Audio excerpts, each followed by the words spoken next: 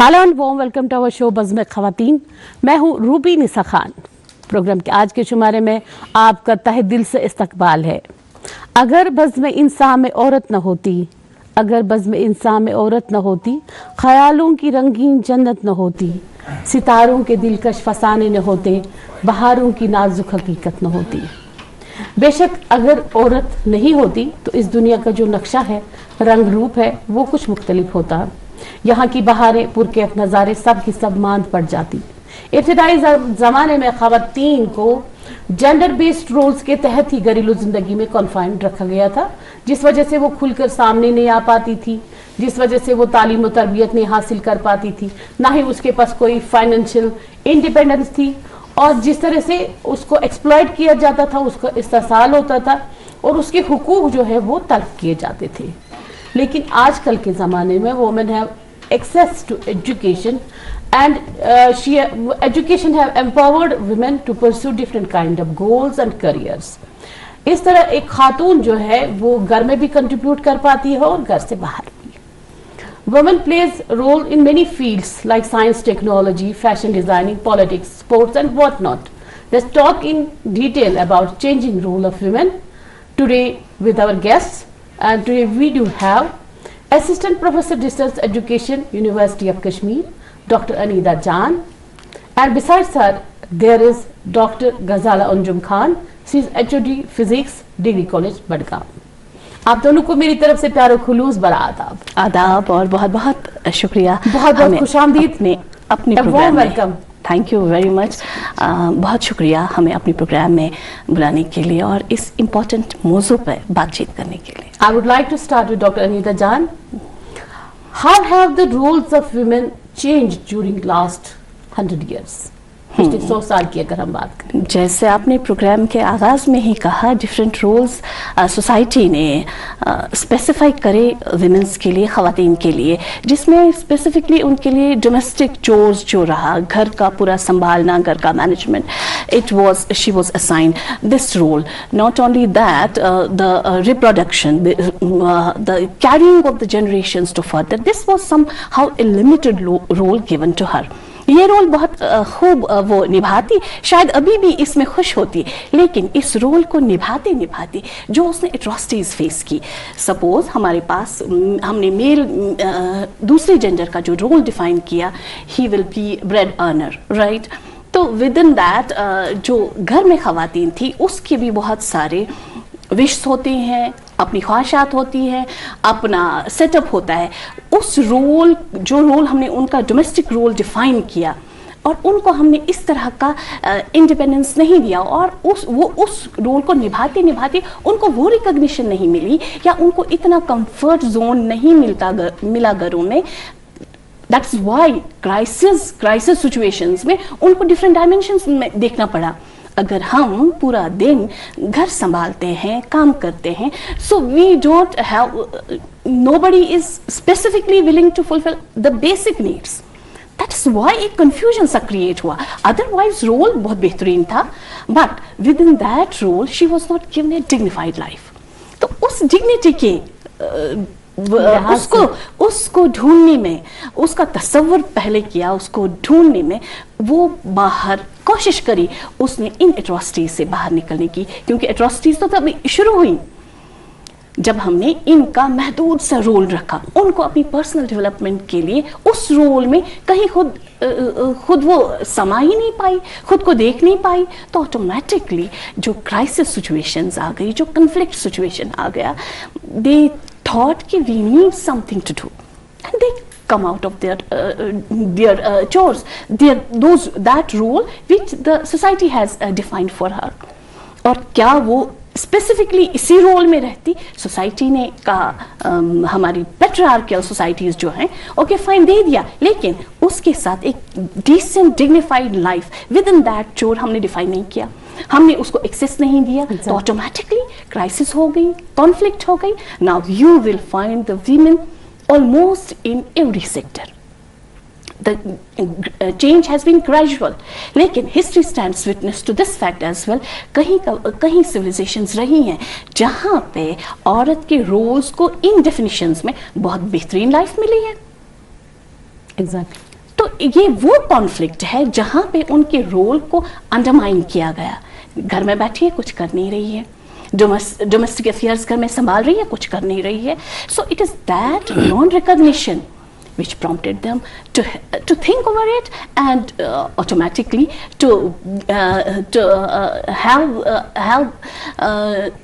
to represent them in different spheres of life, whether it is economics, whether it is politics, whether it is employment. So automatically this conflict, basically why women wanted such a role to have in their life, the role which was assigned to them, they were playing it, but it was unrecognized. It was accepted as the women is doing nothing. जैसे वही unpaid work Exactly, unpaid work जो भी है, सुबह से शाम तक बच्चों को संभालना, ये एक इम्पोर्टेंट रोल है विमेन का। बिल्कुल। तो ऑटोमेटिकली उसको वो तो संभाल रही है, लेकिन कोई रिकॉग्नाइज नहीं कर रहा है, कोई एक्सेप्ट नहीं कर रहा है ये कोई काम भी है, क्योंकि यही समझा जाता था, अभी भी समझा जाता है कि ये आराम इसी से चीज बैठे के हैं, लिए बनी है, इसी चीज के लिए बनी हुई है। But before being mother, before being wife, before being daughter, she is an individual, a human being. तो ऑटोमेटिकली ह्यूमन बीइंग के लिए बेसिक नेसेसिटीज, डिग्निफाइड लाइफ एक माने रखती है, वही तो हमें जानवरों से अलग कर देती हैं। बिल्कुल। लेकिन उन चीजों को जब इससे दूर रखा गया, ऑटोमेटिकली कॉन्फ्लिक्ट राइज हुआ। तो women are demanding different roles. what factors contribute in changing roles of women? जैसे आपने स्टार्ट किया, that is changing role of women. So firstly I will focus on this word like change. So change is something that was always there, something that is permanent, I can say. Whether it is हमारा माशरा हो, अब उस माशरे में अगर हम बात करें फीमेल की, तो this is something very much permanent with us. Now coming to the factors which contribute basically to changing role of women in society.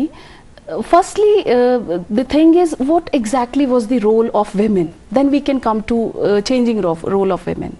So the moment ये existence में आती है, that is what we say as वजूद में आने से लेके वजूद में लाने तक का सफ़र एक तय करती है फीमेल। तो इसमें खाली I am not talking about biological evolution, I am talking about the fact that ये बहुत सारे रोल प्ले करती है, starting right from daughter to sister, बहन होती है, फिर उसके बाद ये एक वक्त के बाद ये आती है जिसको हम बोलते हैं कि आफ्टर मैरिज ये एक नई दुनिया में एंटर करती है, and then it brings into existence new life. तो ये जो पूरी चीज़ें हैं, इस बीच ऐसा नहीं था कि इसने खाली बायोलॉजिकली कंट्रीब्यूट किया। मेरा जो पर्सपेक्टिव है, मुझे ऐसा लगता है कहीं ना कहीं फीमेल हमेशा कंट्रीब्यूट करती रही अपार्ट फ्रॉम होम। आप अगर देखें हमारी सोसाइटी में, she was apart from this she was helping in artistry work, कहीं ना कहीं ये एग्रीकल्चर में भी कंट्रीब्यूट करती थी, कहीं ना कहीं बल्कि एग्रीकल्चर इजाद है खातून की। बिल्कुल बिल्कुल आपने सही कहा। इनफैक्ट बिल्कुल जैसे मैंने ट्रैवल किया, आई कम टू नो कि जो जिसे हम कहते हैं किचन गार्डन, तो वो मोस्टली अगर मैं वहाँ से स्टार्ट करूँ, घर से ही स्टार्ट करूँ, तो ये कहीं ना कहीं उसी ने टेक ओवर किया और उसको फर्दर लिया। तो apart from bringing and then bringing of this children, वो भी उस तरबियत भी उसी के हिस्से आई, और कहीं ना कहीं वही रिस्पॉन्सिबल होती थी कि नेक्स्ट जनरेशन क्या देने वाली है, क्या करेगी, वो कहीं ना कहीं मदर की ही लैब से स्टार्ट होता था। तो कंट्रीब्यूट ये हमेशा से करती थी, but with time what has been changed and what has contributed to basically change in this scenario, that is basically education. वो करती थी सब कुछ पहले भी, कंट्रीब्यूट भी करती थी, बट उसको एक्सेस ऑफ एजुकेशन नहीं था, उतनी इजीली फराहम नहीं था। बीइंग इन पेट्रियार्कल सोसाइटी, कहीं ना कहीं उसको वो हिंड्रेंस फेस करने पड़ते थे। डॉक्टर अनीता जी, तालीम का क्या, जैसे कि डॉक्टर गजाला ने कहा, तालीम का क्या असर पड़ा खवातीन की जिंदगी पर, how it transform their lives? बहुत ही बेहतरीन पॉइंट है कि तालीम तालीम जो है बेसिक एसेंशियल ऑफ लाइफ है हर किसी का। हमारे टेक्स्ट्स भी कहते हैं कि अगर तालीम हासिल करने के लिए आप लोगों को चीन, इंसानों को चीन भी जाना पड़े तो जाइए। उसमें ना मर्द की बात हो रही है ना औरत की बात होती है। तालीम हर किसी के लिए बहुत ही ज़रूरी है। जी जी। देखिए, जब हम बात करते हैं विमेन की तालीम की, ये बहुत ही इम्पॉर्टेंट है। ये तालीम एक बेसिक स्ट्रक्चर है जो हमें अवेयर करता है कि हम हैं कौन। खुद को जानने के लिए, खुद को समझने के लिए, दुनिया को समझने के लिए तालीम बहुत ज़रूरी है। ये फॉर्मल एजुकेशन ही नहीं, हर किसी तरह का एजुकेशन, नेचुरल एजुकेशन, पानी का एजुकेशन, हमारे वजूद का एजुकेशन। तो तालीम एक, अब फॉर्मल एजुकेशन जो है एक इम्पॉर्टेंट टूल है। हम इनको अवेयर करें, स्पेसिफिकली वीमेन, इनको अवेयरनेस तो इसी से मिलती है। वो समझ पा रही हैं खुद को, वजूद क्या है, हमारा मकसद क्या है दुनिया में आने का। तो उस मकसद को वो तभी समझ सकती हैं जब तालीम हम फराहम करें उनको।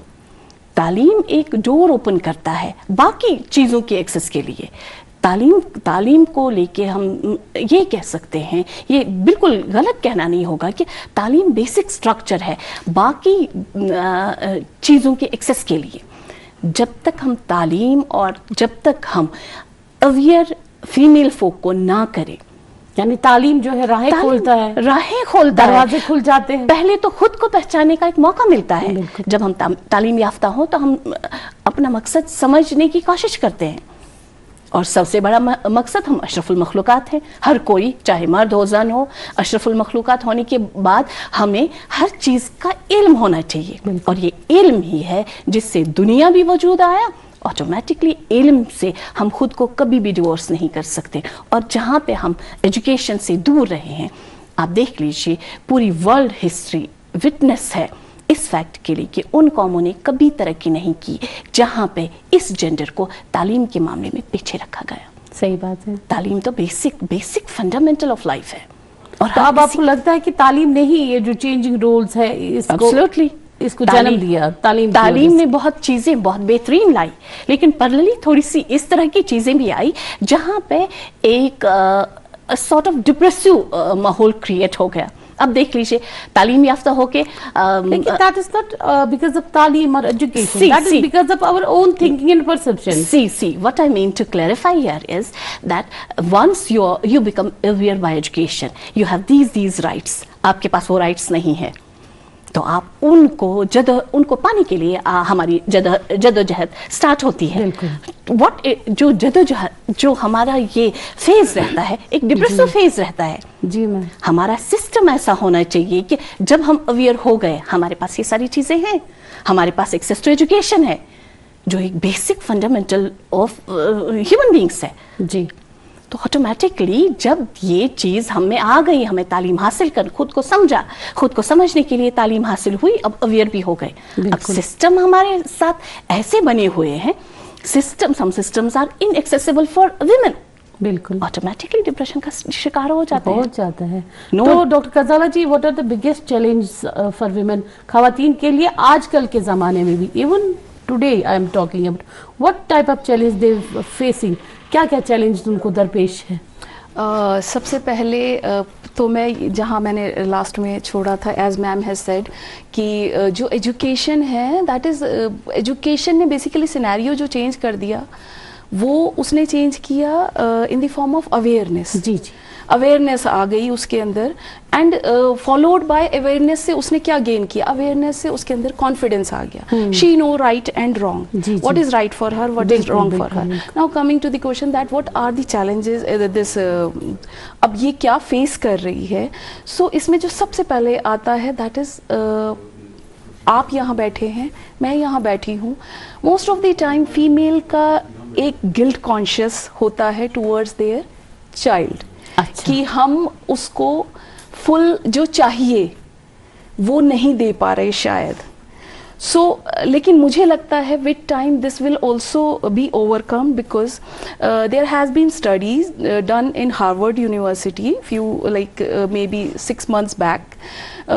On that they have taken a sample of thousand women, those were working, or 1000 which were not working. खवातीन जो काम करती हैं और जो नहीं करती हैं, तो उन लोगों ने ये सैंपल कलेक्ट एक लिया एंड स्टडीज उसमें कंडक्ट की। तो सभी काम करती है, मेरे कहने का मतलब है कि जो घर से बाहर काम नहीं करती, जो घर से बाहर नहीं काम करती उनका भी एक सैंपल लिया, and non working and working, in short we can say like that. So what was finally concluded was कि जो वर्किंग विमेन हैं, जी जी, मैंने यहाँ कॉज भी बताया कि गिल्ट कॉन्शियस है। Now I am telling about the solution also कि इट वाज फाउंड कि जो वर्किंग विमेन हैं उनके बच्चे बेटर परफॉर्म करते हैं as compare to the women who are basically homemakers, जो घरेलू सतह पर देख-रेख करती हैं बच्चों की। बिल्कुल, because they are watching their mother, जी जी, कि वो किस तरह से how she is managing all this affairs. So second चीज जो है दैट इज जो हर्डल आता है इसमें, तो ये तो ओवरकम हो जाएगा with time, with awareness. Again I will say कि वुमेन इस डोमेन से बाहर आ जाए कि नहीं मैं गिल्ट हूँ because I am not giving exactly what is needed for my child. नहीं मिल पाता है बच्चे को उनके साथ बैठने का, but that's not a point right now, because मैं इस मीडियम से ये चीज बताना चाहती थी कि नहीं, ऐसा नहीं है। वो बच्चे वो देखते हैं जो आप करते हो, सो दे आर वॉचिंग कि आपका पोटेंशियल किस लेवल तक कहने का मतलब है कि सिर्फ यही एक चैलेंज है कि no I am coming to next point.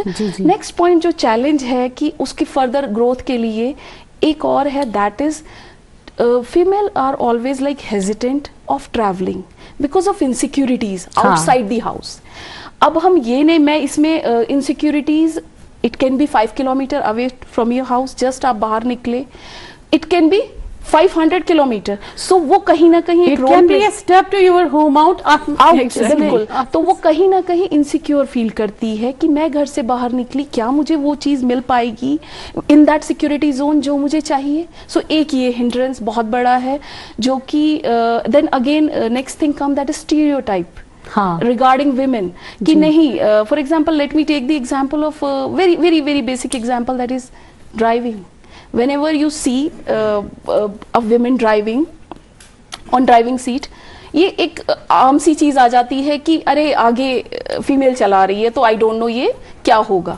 सो इस तरह की बहुत सारी चीजें हैं। Then next comes after stereotyping home atmosphere.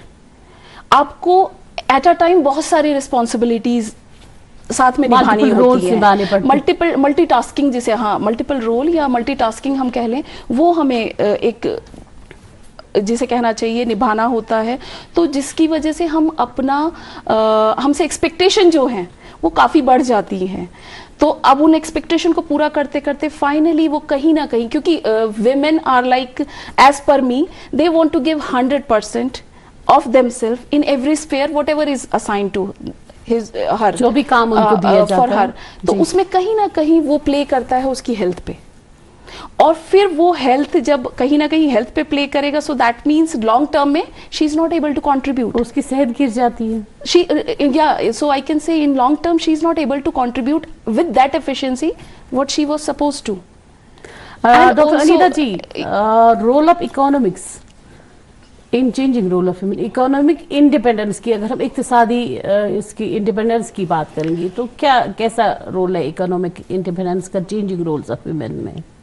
जो इकोनॉमिक फैक्टर है इसको मान के हम चले, ये एक important, very very important factor. Small is all? Yeah, not all. Yes, one of the factors. I will say one of the main factors, not only one of the main factors, but not the sole factor. Right. Because this, when you are economically stable, वो जो confidence का level आ जाता है, वो जो आपको accessibility to all other things, जैसे education basic है, basic fundamental for growth, personality growth, वही इकोनॉमिक फैक्टर जब हम इकोनॉमिक्स की बात इक्तिसादियात की जब हम बात एग्जैक्टली वहाँ पे एक ये बेसिक स्ट्रक्चर है जो हमें एक्सेसिबिलिटी देता है हर किसी अदर फैसिलिटी को, चाहे वो एजुकेशन हो, चाहे वो डिसीजन मेकिंग हो। आप देख लीजिए, हम जब औरतों का देखते हैं जो इकोनॉमिकली इंडिपेंडेंट है, पहले तो वो अपना खर्चा बड़ी इज्जत से निकाल देते हैं, जो खुद मुख्तार हैं, बिल्कुल खुद मुख्तार हैं।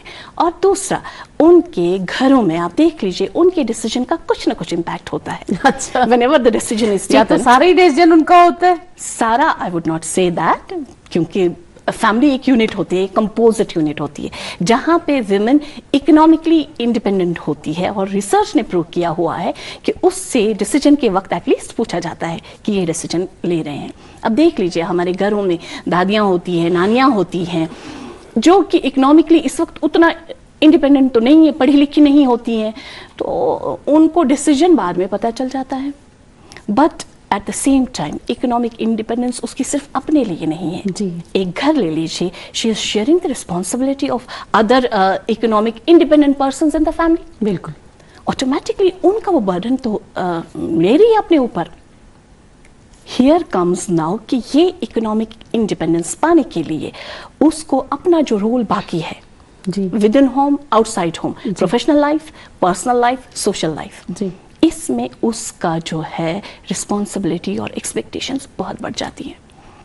इंसान ही है, बिल्कुल सही, मशीन नहीं है, बिल्कुल सही। ऑटोमेटिकली बाकी जो अफेयर्स ऑफ लाइफ है उसमें हम पिस जाते हैं। तब पिसेंगे जब हमारा डिवीजन ऑफ लेबर घर में नहीं होगा, जब हमारा division of labour professional level पे नहीं होगा। बिल्कुल, ऑटोमेटिकली अगर हम इकोनॉमिक इंडिपेंडेंस गेन करते हैं, वो काफ़ी नहीं है, वो बहुत इंपॉर्टेंट है, काफ़ी नहीं है, लेकिन उसके साथ में जो हमें उस इकोनॉमिक इंडिपेंडेंस का जो हमें एक कॉस्ट पे करना पड़ता है, वो हमारे हेल्थ को बड़ा ही इफेक्ट करती है। वो तो मैं भी मानती हूँ, डॉक्टर गजाला जी ने भी कहा, हम सब मानते हैं कि वो तो कॉस्ट पे करना ही पड़ता है। Exactly, लेकिन वहां पे नहीं करना पड़ेगा। लेकिन आपको लगता है कि अभी भी जो पे जेंडर गैप है दैट इज स्टिल देयर? तो डॉक्टर गजाला मुझे बताइए, what should be done more to close this pay gender gap? क्या कुछ किया जाना चाहिए इस गैप को फिल अप करने के लिए? आई थिंक जो पे जेंडर गैप है उसमें कहीं ना कहीं जो पॉलिसीज़ हैं they should be modified a bit further, although there are so many policies which are were not earlier and which are there and which are basically promoting this to bring this gap closer. Now the next thing come, we can also equip ourselves with different skills. For example, women can be you can say with time she is evolving. खाली हम initially पहले तो education ही नहीं थी, अब उसके बाद education हासिल करके हम जॉब्स तक आए. Now the next is we can create the jobs on ourselves by being entrepreneur, by starting startups, by coming up with some innovative ideas so that we can have that power. अभी जो खवातीन हमारा ये programme देख रही होंगी उनकी information के लिए बताइए. और अगर हम मीडियम अप ये रखेंगे, उर्दू ही रखेंगे, मीडियम अप लैंग्वेज, क्योंकि ताकि सब तक अवेयरनेस पहुंचे कि कैसे क्या कुछ किया जाना चाहिए.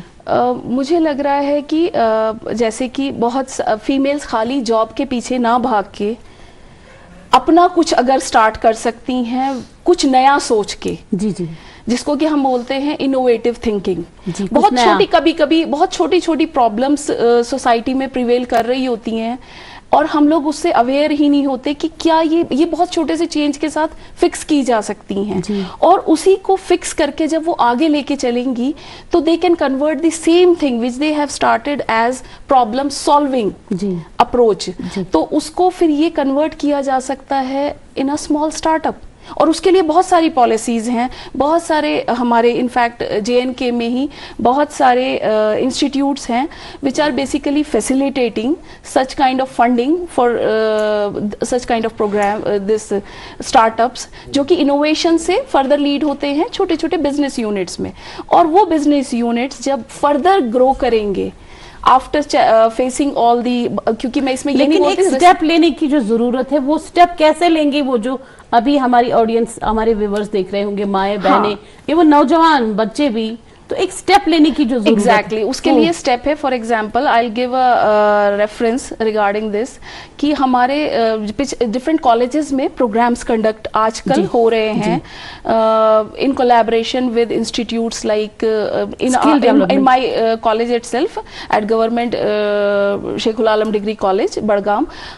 Different workshops are being conducted, different boot up camps have been conducted. तो उन boot up camps में हम क्या करते हैं, जो खवातीन हैं जिनको है कुछ इस तरह का आइडिया कि मैं ये करना चाहती हूँ विद दिस मच चेंज, तो उनको इनवाइट किया जाता है कि आप आइडिया अपना डिस्कस करिए एक्सपर्ट्स के साथ. द मोमेंट वहाँ पे वो एक्सपर्ट्स उसके उस आइडिया को सुनते हैं और उन्हें लगता है कि हाँ इसमें पोटेंशियल है, तो उस आइडिया को फिर वो लेके नेक्स्ट लेवल पे जाते हैं इन the form of mentorship, in the form of incubation, in the form of financial help. तो इस तरह से वो अपना एक छोटा सा आइडिया नेक्स्ट लेवल तक लेके जा सकती हैं with the funding from government in the form of institutes. We have JKEDI institute at Pampur. There are other organizations also which are basically giving the benefit in the form of you can say financial matters. यानी आपके कहने का ये मतलब है कि चाह के साथ हमें एक तलाश भी जारी रखनी चाहिए कंटिन्यूअसली. और आजकल सबसे बड़ा डिफरेंस जो मैं यहाँ पे बताना चाहती हूँ, पहले हमारे पास ऐसे एवेन्यूज नहीं थे कि मेरे पास आइडिया आया, मेरे पास एक प्लेटफॉर्म मुझे मिल गया नियर बाय कॉलेज में, नियर बाय यूनिवर्सिटी में, नियर बाय किसी भी मतलब ऐसे जो कि रिकग्नाइज्ड है आई कैन से इंस्टीट्यूट्स में, और वहां जाके मुझे मेंटरशिप भी मिल रही है जो कि पहले नहीं था. आज ये आ गया है. सो दे तो चूंकि हमारे इस प्रोग्राम का वक्त मखसूस रहता है, डॉक्टर अनीता जान से मैं एक मैसेज पूछना चाहूंगी इस टॉपिक के हवाले से जाते जाते. मेरा ये मैसेज रहेगा कि जो औरत क्लासरूम में जा रही है पढ़ाने के लिए या पढ़ने के लिए, जो औरत पार्लियामेंट हाउसेस में जा रही है, जो औरत किसी भी एग्जीक्यूटिव चैम्बर में जाती है, वो सिर्फ अपने कदम वहाँ पे नहीं रखती, वो कदम रखती है along with the whole society. क्योंकि अगर ये औरत एम्पावर हुई डिफरेंट क्षेत्र में, डिफरेंट जिंदगी के डिफरेंट क्षेत्रों में एम्पावर हुई, तो ये सोसाइटी को एम्पावर कर लेगी, ये पूरे मुल्क को एम्पावर कर लेगी. आप दोनों का बहुत बहुत शुक्रिया हमारे प्रोग्राम में तशरीफ लाने के लिए. Thank you for watching our programme and remember you are the change makers, so get up and make your mark. इंशाल्लाह ताला अगले प्रोग्राम में एक नए मौजू के साथ हाजिर होगी. मुझे और मेरी टीम को दीजिए इजाजत. खुदा हाफिज नासिर.